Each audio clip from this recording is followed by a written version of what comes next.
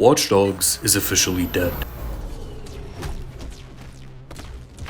Now, the Watch Dogs franchise is my second favorite franchise from Ubisoft after Assassin's Creed, and unfortunately sources have confirmed that Ubisoft are no longer producing Watch Dogs games. Basically, Ubisoft views the franchise as a dead franchise. They no longer have hope within the franchise, they no longer want to produce or have any ideas for future sequels. Now, this is very sad news, especially for a big fan of the franchise. However, this did happen for reasons, so I decided to take a look at the Watch Dogs franchise and what it did wrong. Now, the problems with Watch Dogs started as soon as the game was revealed back in 2012. Now, the gameplay they showed off was absolutely amazing. The graphics were some of the best graphics we've seen in the industry up until 2012, and the gameplay showed off a brand new idea that would change third-person shooters. They introduced a hacking element. You could now hack cars, traffic lights, garage doors, and whatnot. And the biggest thing for the hacking element was that it was implemented in both combat and stealth. You can now hack cameras to use in stealth, you can hack enemy comms, you can hack grenades for them to go off, and they basically provided a huge variety of hacking skills that would change how a third-person shooter operates on a usual basis. Now, the issue here was that they set insanely high expectations. Now, the graphics being obviously the highest expectation fans had, I mean, it looks absolutely fantastic. Especially now, I still look back at that gameplay and it looks very, very good, up to 2026 standards. But where was the main issue here? Why couldn't they achieve this level of graphics? Well, this game was meant to come out and did eventually come out on cross-gen. What that means is that this game came out on the PS3 and the Xbox 360. Back at that time, it was still a transitional period between the old-gen consoles and the new-gen consoles, and Ubisoft wanted to capitalize by getting the most sales by putting the game on both platforms. But to do that, they obviously had to lower the level of the graphics. The graphics we saw in the demo were not the same that we eventually got in the final game. They had to lower the textures, the lighting, and a lot of things that just made the initial demo seem so good were not existent in the final game. Now, this started one of the most famous and notorious issues Ubisoft had between 2012 and 2016, the Ubisoft downgrade trend. To put it simply, this trend was basically Ubisoft showing one thing in their trailers and releasing a completely different thing in their final releases. I mean, nearly every game they announced from 2012 to 2016 looked way better in their trailers compared to the final releases. And unfortunately, Watch Dogs was the start of this trend. As you can see, Watch Dogs looks completely different in the trailers or the gameplay presentation and how it looks in the final game. Now, to be fair with Ubisoft, the base of the game still looks the same. In that, I mean the gameplay and how the game operates in general. However, the lighting, the textures, and the realism that the demo had are not the same and are significantly downgraded in the final release of the game. Now, this brought a huge amount of negative attention towards Ubisoft and specifically the Watch Dogs franchise. As soon as the game came out, it had so much negative reception just due to the downgrades that happened. The first game in the franchise started off on a really bad note. And to add to the fire, before the release of Watch Dogs, the marketing team of Ubisoft straight up challenged the marketing team of GTA 5. I mean, they straight up made posters and social media ads that straight up look like this. Now, while you could take it as a joke, you know, it's just two devs having some banter and some back and forth, but in reality, when you look back at the release of Watch Dogs and how it played out, it's pretty sad. Now, downgrade aside, when it comes to the actual gamers that played the game and to the viewers that reviewed the game was actually received pretty well in terms of gameplay, in terms of what the game provided, graphics aside. Now, personally, I absolutely love Watch Dogs 1. The game is brimming with atmosphere. I absolutely ate up the gritty and dark revenge story. And back when I played it, I was playing it on a 360, I was younger, and I really didn't care about the graphics. I just wanted to get into the game, drive around the city, play through the story and whatnot. And I even still remember some of the excellent performances the game gave us, such as this. Stop right there. I'm not about to let you get away with this. You've been fucking me up, snooping in my shit, right? Interfering with my plans. Iraq, we're all dead! It was you. You were the other hacker in the Merlot. That there's my currency. My masterpiece. And you trying to take that from me. You took something far more valuable from me. I took from you.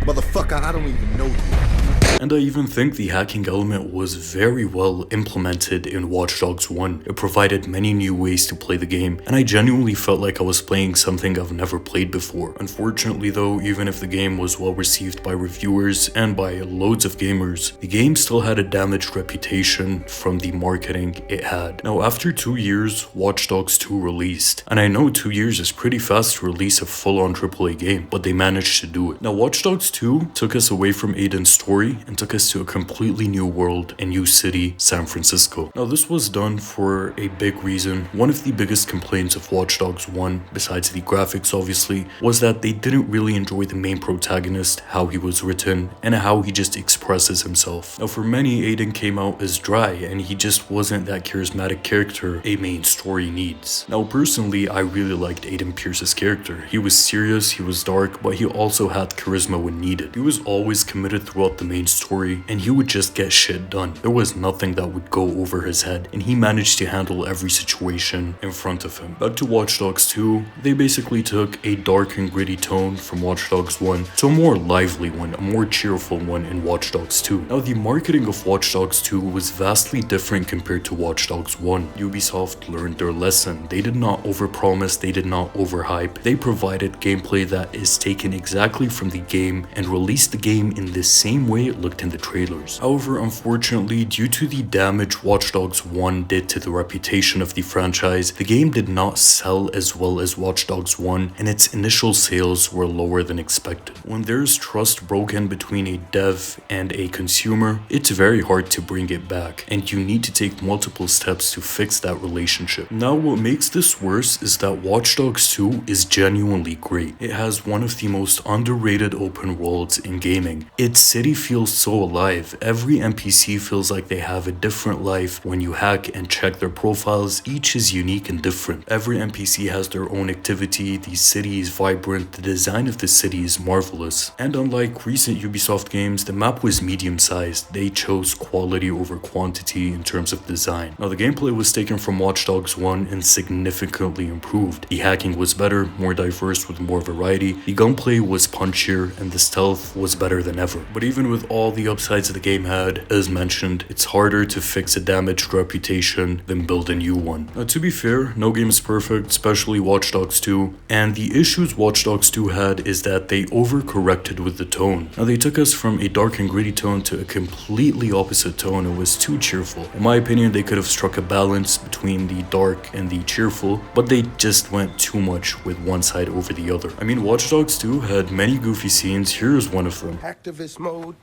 Activate. And yeah, a huge chunk of the story plays out like this. A lot of these cutscenes just play out like this. Even some of the villains are very goofy. And yeah, at times it could be too much. However, after a few months passed, the game went on discount and more people started to try out Watch Dogs 2. And the reception was great. A lot of gamers that were disappointed by 1 enjoyed 2 tremendously. And this, in fact, did bring back some positive reception towards the Watch Dogs franchise. They fixed some of the mistakes that they did with Watch Dogs 1, more gamers were inclined to see where the series goes now, and unfortunately they got our hopes up for the downfall of Watch Dogs, the biggest disappointment in the whole franchise, Watch Dogs Legion. Now to be clear, Watch Dogs Legion is definitively the game that ended this franchise's hope and potential. Now one of the biggest issues with Watch Dogs Legion is that it was developed by a whole different team than the ones who made Watch Dogs 1 and 2. Now Watch Dogs 1 and 2 were made by Ubisoft Montreal, so they had the same core idea of Watch Dogs 1 carrying on to Watch Dogs 2. They knew the core identity of what Watch Dogs was and why gamers really liked the game. That being a simple loop of a big focus on hacking, a big focus on stealth, punchy and explosive gameplay, and stories that focus on characters. They build characters. Characters go through an arc. They start one way at the start of the game and end in another. You feel like you went on an adventure with these characters. However, Ubisoft Toronto, the ones who were handed the keys to the Watch Dogs franchise, were not really familiar with the core identity of Watch Dogs, and they changed the core of the game to a whole different thing. Now the thing is with Watch Dogs Legion, it has a big double-edged sword, and that being the main attraction of the game, but also the biggest downside of the game, the play as anyone system. And yes, you heard that right, play as anyone. You can pick any NPC from the whole world to choose, recruit, and play as. Now as an idea, this sounds amazing. I mean, imagine the endless opportunities opportunities you have. You can recruit anyone, each with different skills, with different hacking abilities, and different weapons. However, in usual Ubisoft fashion, the execution was mediocre. The issues with this system were many. First being that recruiting any NPC would mean that you don't have a main character, which means there's no one set main character that you can follow through from the start of the story to the end. There's no main arc to follow, there's no one set personality with special traits. It's all just different characters with varying personalities. And another disadvantage of the system is that eventually these personalities will start to get repeated. The dialogue will start to get repeated. Even the voices have a limitation. In the end, when you have to voice more than 5 to 10,000 NPCs in the city, it's bound that repetition will happen and you will start seeing NPCs that you've already seen before, and that's when the system starts crashing and burning down. Not only that, as a sequel, it did not carry any improvements from Watch Dogs 2. The main element, the hacking, was the same or even downgraded. Some of the things you could hack in Watch Dogs 2 and 1 were not available here anymore. This game tried to implement new stuff like hacking drones you can get on and just drones in general, but it did not really work out because it did not add much to the gameplay. The stealth systems were downgraded significantly. A lot of the tools that you had in Watch Dogs 1 and 2 are not existent here. Enemy placement and AI is also downgraded. And finally, the gunplay. Somehow they took the punchy and satisfying gunplay from Watch Dogs 1 and 2 and just downgraded it. They made a brand new system that felt clunky and unresponsive. I mean, all they had to do to at least have the same level of gameplay was copy the gameplay of Watch Dogs 2 and improve upon it, but instead they decided to redesign everything and they ended up with a worse product. Back to one of the main innovative ideas of the franchise, hacking. Well, it took a massive backseat for the play as anyone system to work. The question here is, wasn't hacking the main idea of the franchise? I mean, they had to keep that as the through line in all games of the franchise. Instead, Watch Dogs Legion feels like they took some ideas from Watch Dogs 1 and 2 and created a brand new game around the play as anyone system with some elements from the previous games. For the huge amount of us that really enjoyed Watch Dogs 1 and 2 for their stories, characters, and gameplay, while Legion completely took that, flipped it on its head, and it doesn't even resemble the franchise itself. Now, what's funny here is that Ubisoft did this to their own franchise. It's not like gamers didn't like the idea of Watch Dogs. No, we were very hyped for the release of Watch Dogs 1, but they chose to shoot themselves in the foot and give us graphics that are clearly unachievable on previous gen consoles and were pretty hard to achieve even on the PS4 and Xbox One on release. Then when that didn't work out, they took the game's identity and completely flipped it on its head, and when that idea didn't work, they resorted to just cancelling the existence of the franchise. A franchise full of potential with one of the most innovative ideas in the gaming industry. All because Ubisoft did not know how to manage this franchise. Instead of being strict with multiple sequels after each other continuing similar stories, they decided to use this franchise as a test with each game. All this was done until the final game of the franchise, Legion, did not even resemble the core idea of Watch Dogs. I really expected an add-on sequel after finishing Watch Dogs 1. I really thought they crafted a great base for a franchise and that they just could improve upon it with future sequels. I mean, I never imagined for this franchise to end up like this. I mean, I never imagined the franchise that challenged GTA 5 would end up dying before GTA 5's full run finishes. Yes, GTA 5 has been alive for 12 years while Watch Dogs died within that time.